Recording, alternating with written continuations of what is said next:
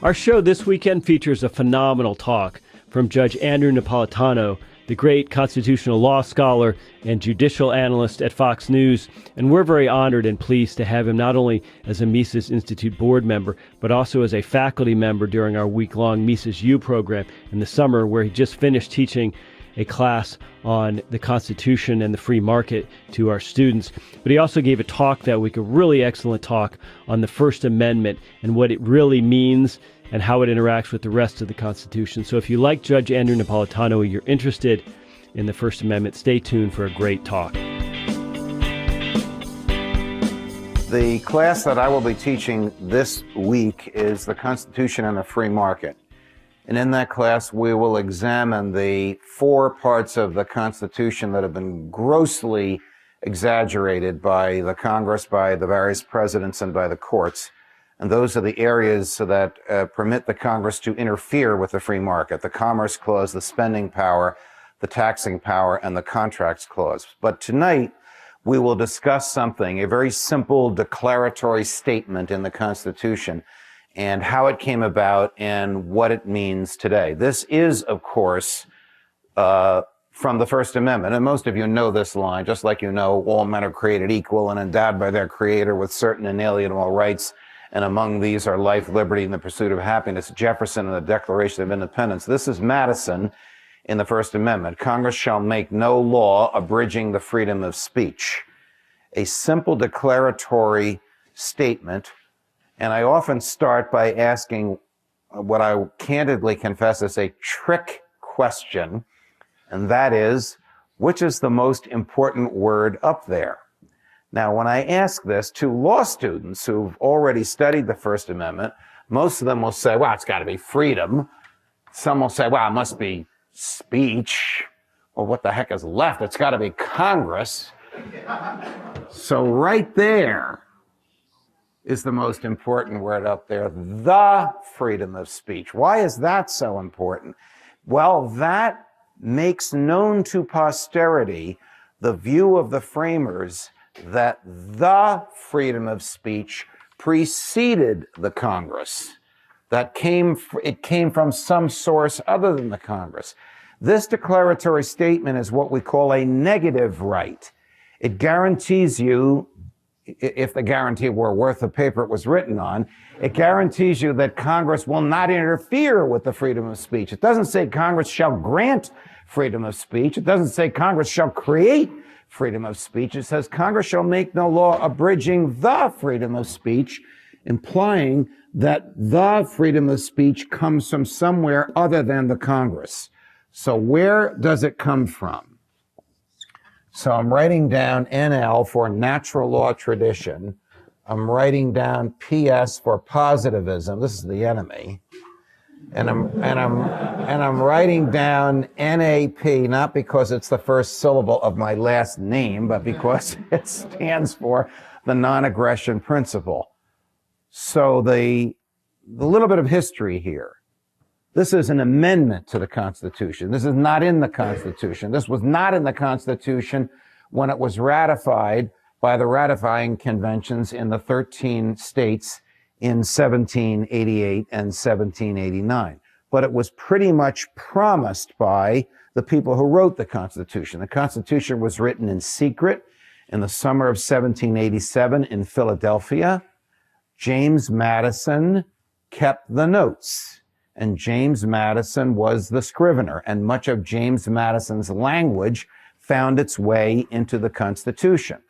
The Constitution is ratified with the idea that there will be added some amendments to it which will protect individual rights from interference by the federal government. So that's why this says Congress. It doesn't say the states shall make no law. It doesn't say the president shall make no law. It doesn't say the courts shall make no law. It says Congress shall make no law.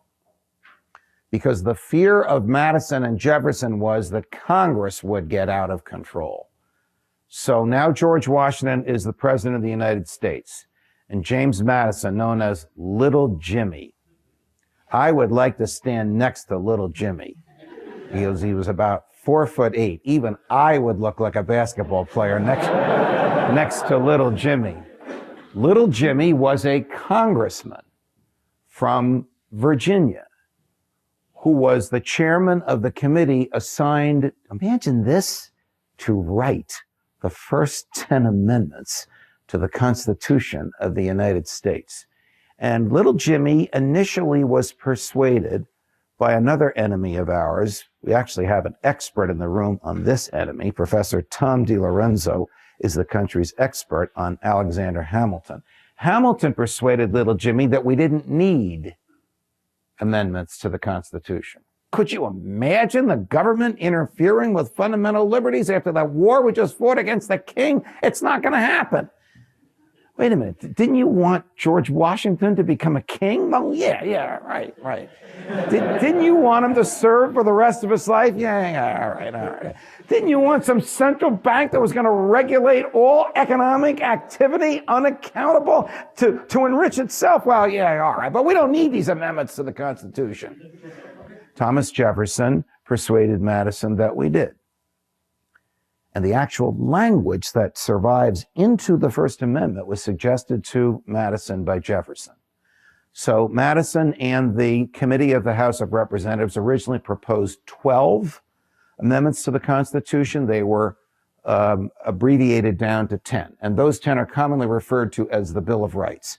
They all contain negative rights. That is, they all restrain the government. They don't grant you anything. They presume, here it is, they presume that the right exists. They deny the government the ability to interfere with the right. Now, presuming that the right exists gives rise to the following question. Where does it come from? Positivism, which is a theory of law that says the law means whatever the lawgiver says it means, stands for the proposition that in a free society, the majority decides what rights are. And the majority can command the government to refrain from interfering with rights or permit the government to interfere with them. The attraction of positivism is that the majority always prevails. Of course, positivism forgets that the majority can be as tyrannical towards human freedom as a madman can. But positivism would argue that the most important word in here is Congress, because under the positivist theory of law, Congress can write any law, regulate any behavior, tax any event, so long as it follows its own internal procedures, and so long as it does it in a lawful manner. Stated differently, there would be no liberty whatsoever if the positivists had their way. Under the non-aggression principle, with which most of you are undoubtedly familiar, the freedom of speech derives from the private ownership of property. You can stand on your own property and say whatever you want. If you own a printing press or a printer, it's yours. You can do with it whatever you want, and the government can't interfere with it. Under the natural law tradition, this is Thomas Aquinas, this is Thomas More, this is Aristotle, this is Augustine, this is Martin Luther King Jr., our rights come from our humanities. It's also Jefferson and John Locke, although there's some of John Locke in here. It's not a philosophy lecture, and I don't want to confuse you with this. And under the natural law tradition, there are many different schools of thought, just as under positivism, there are half dozen schools of thought. There's only one school of thought under this, and we all understand it. Leave me alone. Even to the government, leave me alone. One of the great defenders in the modern era of this, seated in the first row, Professor Walter Block. I used to say that wherever I go, I'm the most libertarian person in the room, except when Walter Block is there. Now that he's supporting Donald Trump, I don't have to say that anymore.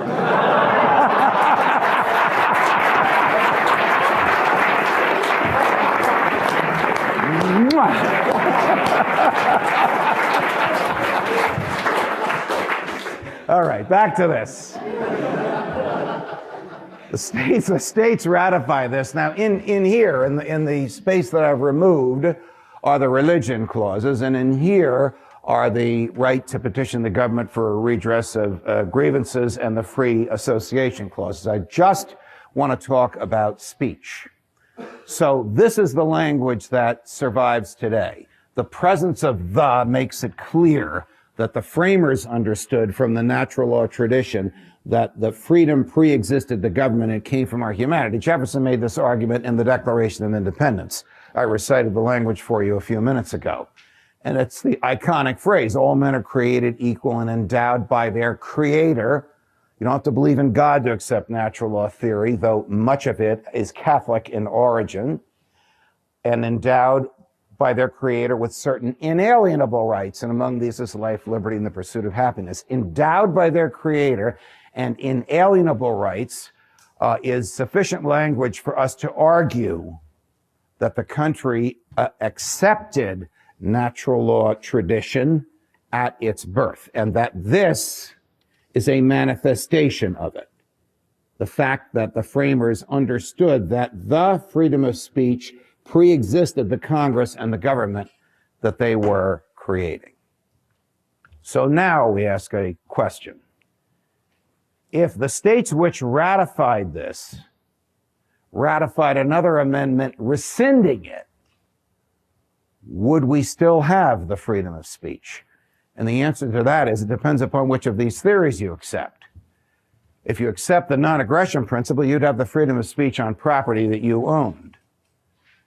If you accept positivism, there would be no freedom of speech, because under positivism, the law is whatever the lawgiver says it is. There is no restraint on the lawgiver. There is no natural restraint on the lawgiver. There's no higher law restraint on the lawgiver under positivism. So under positivism, which is what almost everyone in the government today embraces, even though they have taken an oath to uphold the Constitution, they all embrace positivism because they all believe that the government can write any law and regulate any behavior and tax any event. But under positivism, if an amendment were ratified that rescinded the First Amendment, then there would be no freedom of speech. Under natural law, of course, this whole thing is irrelevant because we have the freedom of speech that comes from our humanity. Under one of these natural law traditions, if the First Amendment were rescinded, the government would collapse, because under one of these natural law traditions, and again, there are a half dozen of them, if you remove an essential feature for which we came together as a society and agreed on a government, namely protecting the freedom of speech, then the government is no longer one of moral relevance and cannot command any obedience or write any laws. All of this, of course, has expanded. This is the rare area of the Constitution that has actually gotten a little better with the passage of time. So Congress today means all government. Why is that? Well, Woodrow Wilson in World War I sent the precursor to the FBI to arrest people for singing German beer hall songs while we were fighting a war against Germany. And when confronted with the First Amendment, he said, it only restrains Congress. It doesn't restrain me. I'm the president. Well, wait a minute. There's another clause of the Constitution that says all legislative power, not some, all legislative power shall be delegated to a Congress. How can you write a law? Well, I'm just waging war as the commander-in-chief. Does this sound familiar to you? And I have powers as commander-in-chief which are not written down in the Constitution. So from that, we have a series of Supreme Court opinions that say, even though this says Congress, it means Congress, the president, and the courts. Even though it refers to the federal government because it says Congress, it really means no government. So a board of education can't abridge the freedom of speech. A city or a town can't abridge the freedom of speech. The states can't abridge the freedom of speech, and no apparatus in the federal government can abridge the freedom of speech. Law doesn't necessarily mean law. It could be a procedure. It could be a judicial opinion. It does not necessarily limited to a statute. So if we reword the first line to the way it stands today, it would read, no government shall do anything that abridges the freedom of speech. This is an expansion of the natural right to speak, because the original meaning of this was limiting it to a statute. That would have permitted the government to do things other than by statute. Now, this was enacted in 1791. In 1798, 7 years later, the Congress enacted the Alien and Sedition Acts.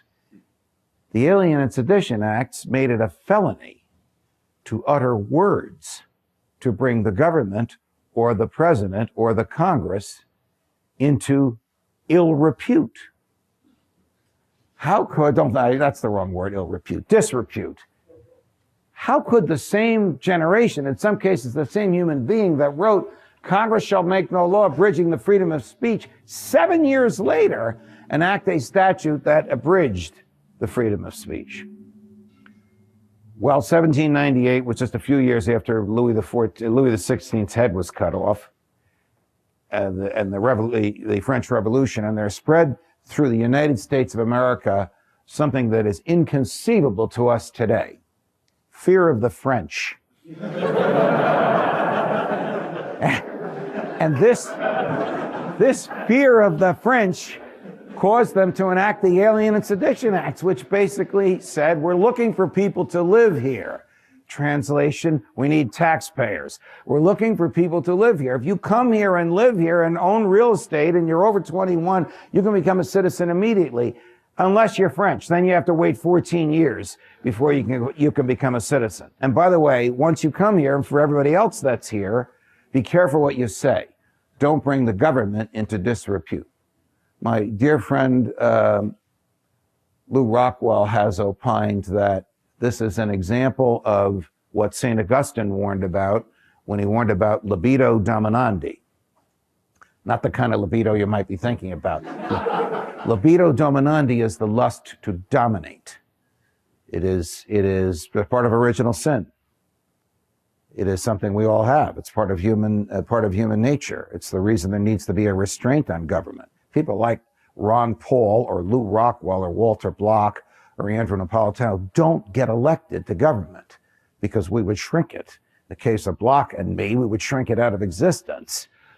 But most people that run for government are more your Hillary Clinton types or even George W. Bush types who really want to expand it, to tell people how to live and to take their property from them and redistribute it under their standards. But in 1798, it was the same people that did that. One of my favorite stories, just as a little aside, is Congressman Matthew Lyons, a firebrand from Vermont, an anti-federalist, Jeffersonian in the House of Representatives. Vermont had one representative in the House at the time. Decided he would challenge the constitutionality of the Alien and Sedition Act. Now, in order to challenge the constitutionality of a federal criminal law, you have to break the law. You can't just file a piece of paper in court saying, I think that's unconstitutional, because there's a clause in the Constitution called the Case and Controversy Clause, which requires that the courts only rule on real cases and controversies, not on hypothetical disputes. So Congressman Lyons decided that he would bring to the attention of the public something that was already well known, that John Adams, the President of the United States, was fat. You can't make this stuff up. So in order to mock the president's waistline, bearing in mind that everybody knew he was fat, including Mrs. Adams, and President Adams wore a purple robe that Mrs. Adams made for him. And when she didn't like the way the purple robe looked, it looked a little too simple for her, she sewed gold epaulets on the shoulders. So Congressman Lyons referred to President Adams as his pomposity. And that didn't get him anywhere. And by the way, he made these allegations in public, because if he made them on the floor of the Congress, can't be prosecuted, because the speech and debate clause in the Constitution insulates members of Congress from the consequences of what they say on the floor of the House. When Teddy Kennedy Jr. was stopped for drunk driving at 3 o'clock in the morning when he ran his car into a tree, he told the police he was going to the floor of the Congress, because the speech and debate clause covers going to Congress, what you say there, and leaving. The police didn't believe him. It was fanciful. He was prosecuted. He pleaded guilty. End of the story. So back to Congressman Lyons. He took one look at the president and said, outside the Capitol building, referred to the president as his rotundity. For that, he was indicted, prosecuted. Everybody thought it was a joke. Convicted of violating the Alien and Sedition Acts. Spent 2 years in a dungeon in Western Massachusetts, and then did something while there, which will be familiar to some of you. If you're from New Orleans, Boston, Chicago, or Hudson County, New Jersey, what I'm now about to tell you is familiar to you. Congressman Lyons ran for re-election from his jail cell, and he won. When he got back to Washington, he was expecting that his rotundity would still be in the White House. Instead, the tall, thin, elegant, freedom-loving, raven-haired Thomas Jefferson was in the White House, who promptly pardoned Congressman Lyons so that he could serve in the House of Representatives. And Jefferson, of course, declined to enforce the Alien and Sedition Acts, and there wasn't an Alien and Sedition Act by the time Jefferson was president, because when Jefferson defeated Adams, the Federalists who controlled the Congress, who enacted the Alien and Sedition Act, quickly repealed it for fear that Jefferson might use it on them. Forgetting that Jefferson, of course, had condemned it and said he would never prosecute anybody under it. He pardoned the people who had been convicted under it, and he returned all the fines that the people had paid. Abridging the freedom of speech. What is meant by speech? We get back to this now. So today, speech means expression. You can think of all the ways that you can express an idea without actually using language.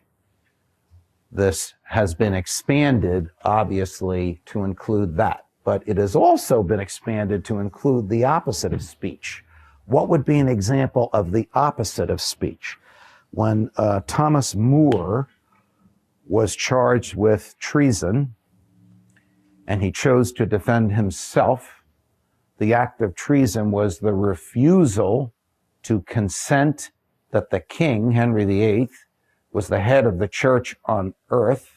And he made these famous lines to the jury. Some men say the earth is round, and some men say it is flat. This is in 1535, so this issue of roundness or flatness is current at the time. But if it is flat, can the parliament make it round? And if it is round, can the king's command make it flat?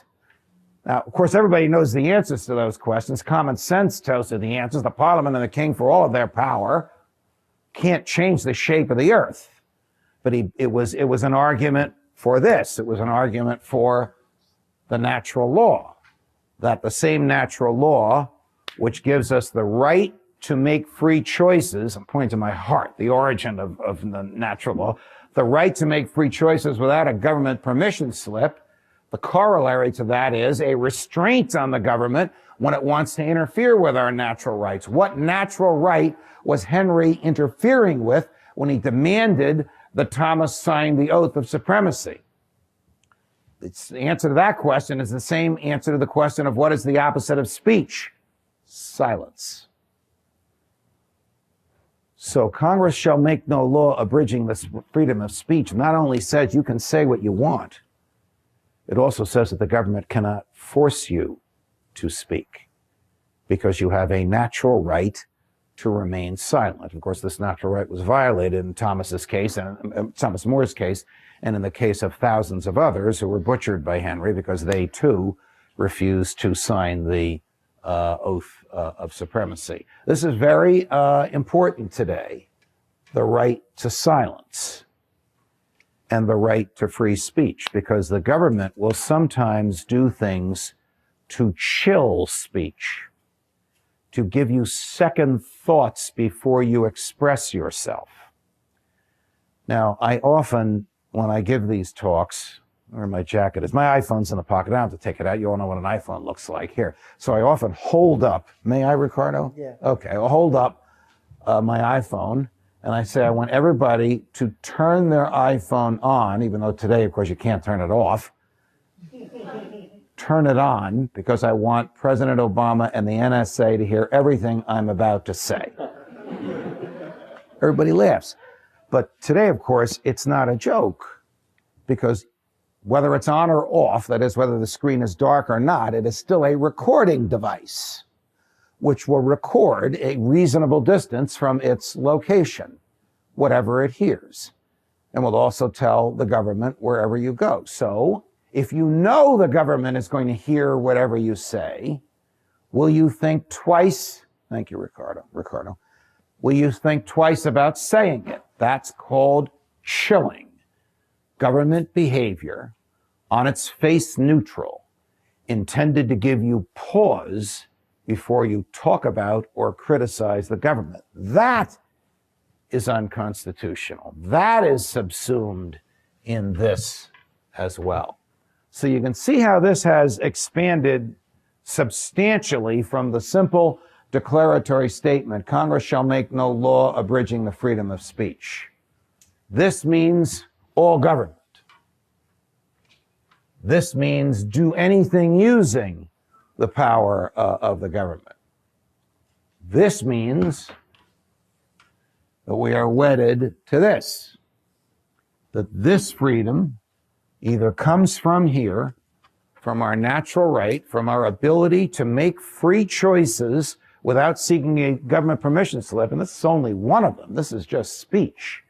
In this amendment, there are 4 others that are in the same category, and the other amendments proceeding down. What follows this amendment? The Second Amendment, which is the right to keep and bear arms, which is, of course, not the right to shoot deer. It's the right to shoot tyrants when they take over the government.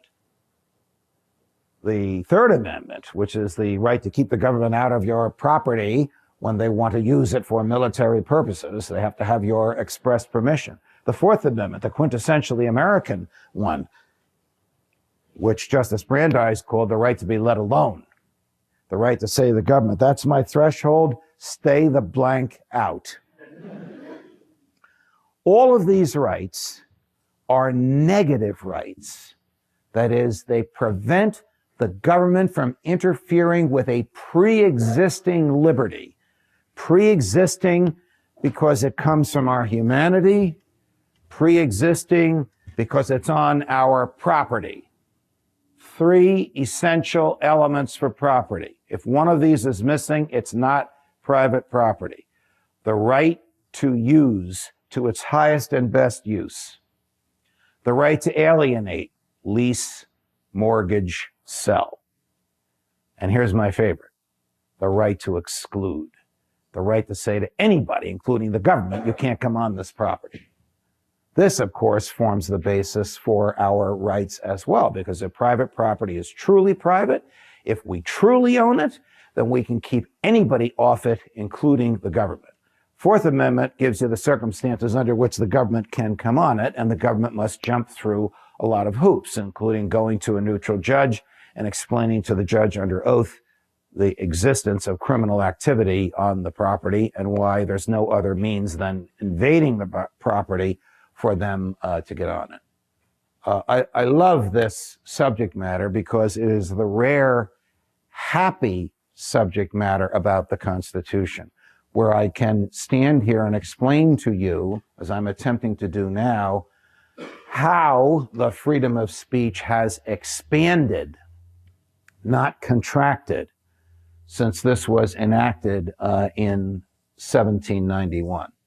But don't get your hopes up, because this is the only one of these rights that has expanded far beyond how it was understood in 1791. And I will also tell you that this Congress was initially interpreted literally, not only by Woodrow Wilson during World War I, but even in the Washington, Adams, Jefferson, Madison, Monroe years, so that the states could make laws abridging the freedom of speech rather than the Congress. This didn't expand in its meaning until 1868, when the post-Civil War amendments came down and were ratified, and the courts began interpreting them, and then they began this expansive interpretation of the entire meaning of the phrase. So now, if I were to say, if the states ratified an amendment nullifying the First Amendment, do we still have the freedom of speech? You can give a mature answer. The answer is, if you accept the theory under which the government was initially formed in the Declaration of Independence, yes, we would still have the freedom of speech. If you accept what has become of our government, which is that the majority rules, unrestrained, write any law, regulate any behavior, tax any event, then there would be no freedom of speech. And of course, these two, natural law and non-aggression principles, are sisters or cousins, because they frequently end up in the same place. The government, of course, tries to make this appear attractive. And its attraction is, the argument goes something like this. We're a democracy. And we all sink or swim together. I'm making the government's argument. It's not something I believe. And in a democracy, the majority rules and the minority goes along with it.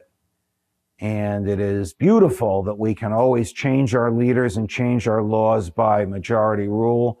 And therefore, we're going to have absolute majority rule. Why should we be governed by the dead hand of white landowners that lived in this era, 1791 to 1798, when we have contemporary problems today that they couldn't have imagined? It's the same type of argument that was made when the Patriot Act was enacted, the most abominable piece of legislation ever enacted by Congress since the Alien and Sedition Acts. Patriot Act, pure positivism, permitted FBI agents to write their own search warrants, even though the Fourth Amendment requires that only judges can issue search warrants based upon probable cause. And the Patriot Act made it a crime to tell anyone that you received an FBI agent written search warrant. So 2 FBI agents walk into a library in Bridgeport, Connecticut. I know this sounds like a joke. 2 guys walk into a bar and one of them has a duck under his arm. That's the opening line of the joke. This is 2 FBI agents walk into a library in Bridgeport, Connecticut, and one of them has a self-written search warrant under the arm. What do I mean by self-written search warrant? The one who had it under his arm received authority from the other one to search the library. Why do they even bother having 2 of them? Why not just let one of them do what they want? They presented this self-written search warrant to a volunteer librarian who was 86 years old and partially deaf. These FBI agents were in their 30s. She says to him, "Who the hell are you? What do you want?" "I have the search warrant. You're not allowed to tell anybody about it." "What?"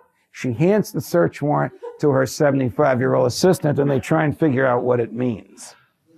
Whereupon the 2 of them are arrested for violating the clause of the Patriot Act that prohibits speech, that prohibits telling anyone meaning anyone, your colleague, your spouse, your priest in confessional, your lawyer in her or his office, even a judge in a public courtroom. By the way, they were at the library to see who had taken out certain books. So let me get this straight. It's a government library. The government owns the shelves. The government bought the books. There can be something wrong or of interest to the FBI. Who took these books out? Yes, according to the Patriot Act. 2 years later, we're in a federal courtroom in Bridgeport, Connecticut, And a very courageous federal judge calls the defense counsel and the prosecutors in the day before the trial, and she says to them, "You still want to prosecute these two people? This one is 88 and the other one is 78. You still want to prosecute them?" "Yes." "Okay, I'm about to declare the Patriot Act unconstitutional. Do you still want to prosecute them?" "We have to call Washington." Call Washington, come back the next day, and the government withdraws the indictment. But before she let them withdraw the indictment, because once they did, there'd be no case or controversy, she would lose jurisdiction. Before she let them withdraw the indictment, she filed this opinion declaring the Patriot Act unconstitutional, at least that portion of it, which makes it a crime to speak. So what does the government do? Did the government appeal that? Oh, no. The government didn't appeal it because they knew they'd lose that appeal.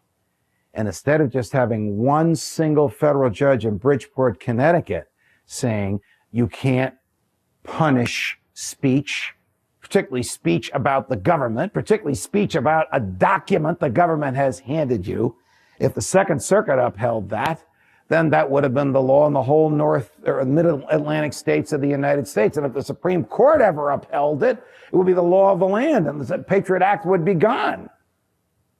So rather than appealing this decision, they just don't use it in Connecticut. They continue to act as if it doesn't exist, and they continue to warn you. We are giving you, they don't call it a self-written search warrant, they call it a national security letter, you know. Read 1984. George Orwell was so prescient about the meaning of words. I am handing you a national security letter and warning you, if you tell anybody about this, you're facing 5 years in a federal prison. Never mind, you'll be indicted and tried. You can elevate a defense. No, you're going to go to jail for 5 years. Does the FBI still say that? Yes, they do. Except in Connecticut, because they might end up before this same federal judge. When a federal trial judge issues an opinion, other federal trial judges are not required to abide by it because they're of the same level. But if a federal appeals court issues the decision, then all the trial judges that are subject to that appeals court have to follow it. So they have lists of judges that they're trying to avoid because they know that these judges think like you and I do, that the Constitution really means what it says.